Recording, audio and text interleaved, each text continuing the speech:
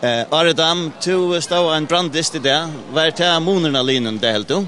Jag kände en ägare månaden. Det var alla man spalte upp till bäst idag och det hade ju den ägare månaden där. Det är inte nära spelare som kan ta fram match. Tulli satt hålla inte kom lite fram vi 5 mål men allugavel kom Kintel in i distan efter. Kvoi klarar av det att binda på Santa? Ja, men jag alltid är öppen för att vinna. Jammer och jag lite lätt. Så det är den stävafna ska vara så spännande så vi drar en jävla spännande som görs. Det är 15 år sedan nästan senast var stäbavinnare. Hur så känns det? Alltså det är obeskrivligt alltså. Helt otroligt delt och jag ska vinna det på en sån mat så gör det gör det bara ännu bättre alltså. Tid för fram vi 5 mål till Sätten hålla inte men allugavel kom Kintel att roja till. Kvoi mängda det inte hålla fast då?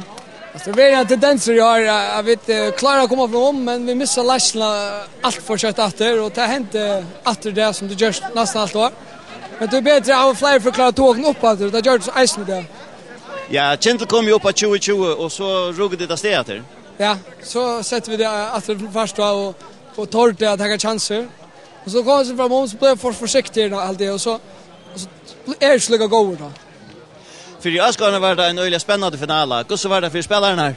Ja, det var väl minst lika spännande allt. Man var stydla alla nerver som avskårning. Ja, otroligt delt. Men 15 år sedan senast skulle det gänga 15 år att säga att är nästan att vi stäppa vinnare.